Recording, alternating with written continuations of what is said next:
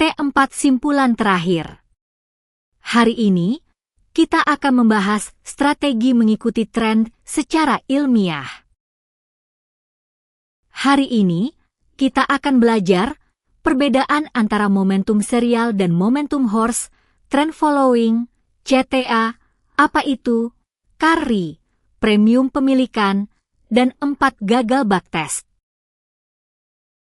Ada ungkapan, tren adalah teman. Mengikuti tren dapat memberikan keuntungan. Hari ini, kita akan memeriksa apakah itu benar secara data, dan apakah ada kasus yang tidak benar. Setelah memahami semua, Anda dapat membuat keputusan sendiri apakah Anda harus mengikuti tren atau menghadapinya. Saya akan menjelaskan dengan menggunakan grafik bulanan di layar. Momentum, kekuatan harga yang terus-menerus, memiliki 2 jenis.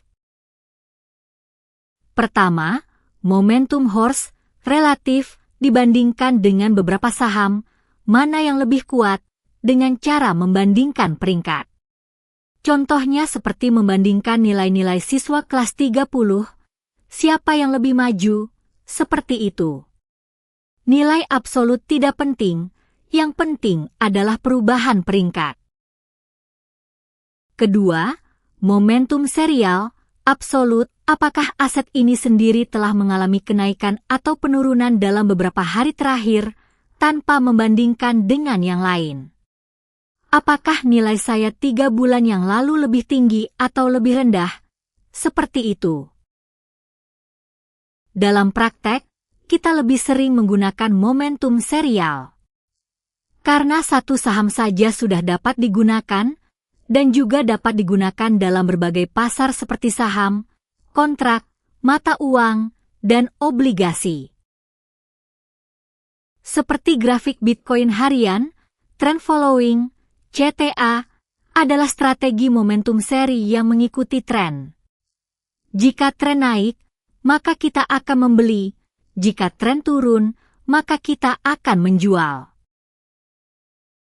Ciri khas utama, CTA dapat digunakan dalam berbagai pasar seperti saham, kontrak, mata uang, dan obligasi.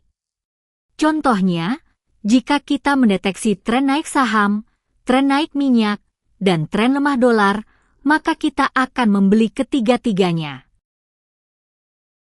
Mengapa kita menggabungkan berbagai pasar?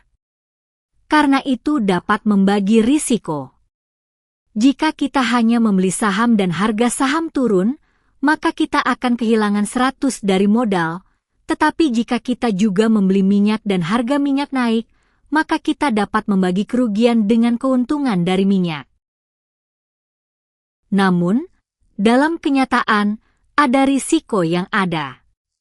Dalam krisis keuangan, semua pasar dapat turun secara bersamaan, sehingga strategi diversifikasi dapat gagal. Selain itu, jika tren tidak ada, maka kita hanya akan mengalami kerugian kecil.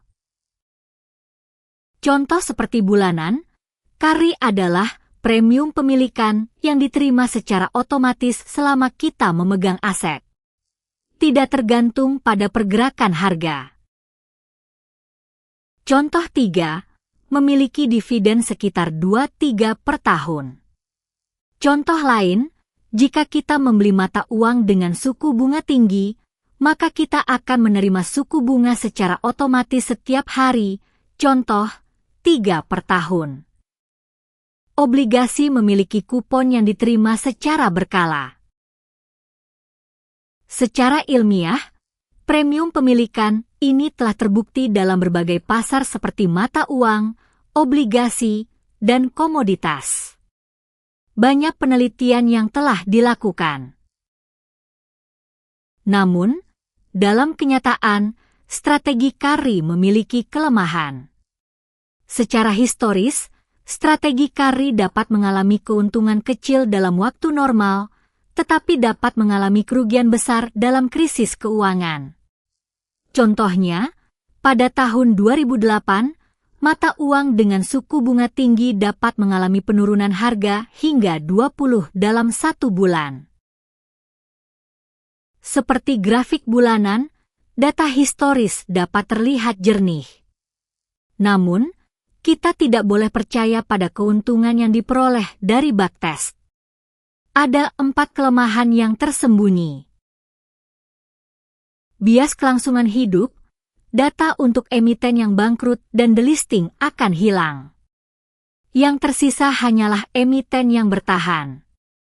Sebagai contoh, jika Anda menguji IHSG dengan 400 emiten pada tahun 2010, 100 emiten yang bangkrut tidak diikutsertakan, sehingga rata-rata imbal hasil tampak lebih tinggi daripada kenyataannya.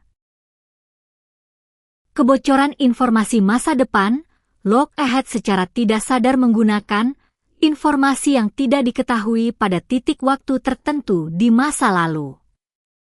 Contoh, jika Anda membeli dan menjual aset dengan mengetahui berita masa depan sebelum krisis keuangan terjadi, itu akan menjadi timing yang sempurna. Ini tidak mungkin dalam kenyataan, tetapi dapat terjadi secara tidak sengaja karena bug kode. Overfitting. Jika Anda menyempurnakan strategi agar hanya cocok dengan data historis, strategi itu akan sempurna untuk masa lalu tersebut. Namun, itu akan gagal di masa depan.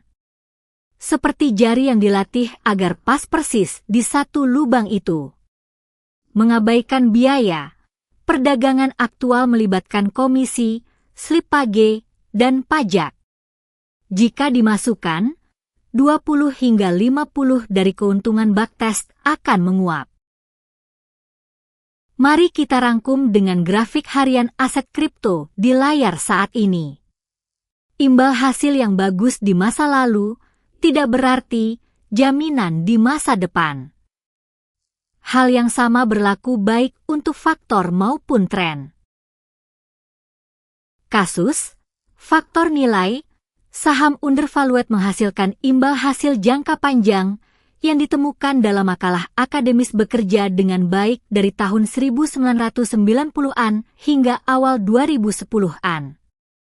Namun, kinerjanya melemah dari tahun 2010 hingga 2020-an. Mengapa? Karena semua dana mengetahui strategi tersebut dan persaingan menjadi ketat. Jadi, rahasia, kesuksesan bukanlah sebuah rahasia. Sebaliknya, patuhi 3 hal ini, verifikasi ulang secara jujur pada titik ini, kurangi ekspektasi secara realistis dengan mengurangkan komisi, pajak, dan slip page, disiplin untuk berhenti segera ketika kerugian terjadi. Nilai harapan, rasio profit loss, dan peringkat verifikasi yang telah kita pelajari pada akhirnya adalah alat untuk mempraktikkan ketiga hal ini. Dasar, bukan rahasia, adalah strategi yang pada akhirnya menang. Mari kita rangkum dengan grafik harian aset kripto di layar saat ini. Anda telah menyelesaikan modul lanjutan T4. 4 hal yang perlu diingat, momentum dibagi menjadi relatif, perbandingan peringkat, dan absolut, perbandingan diri sendiri, dan tren, CTA, adalah strategi portofolio yang memburu beberapa tren pasar secara bersamaan. Carry adalah dividen, bunga, atau premi yang diterima hanya dengan memegang, tetapi selama krisis, nilainya bisa terpangkas setengah sekaligus, dan backtest selalu terbebani oleh 4 jebakan utama, bias kelangsungan hidup, kebocoran masa depan, overfitting, dan biaya transaksi. Bagian lanjutan ini adalah versi perluasan praktis dari teknik keuangan T4 di bagian utama.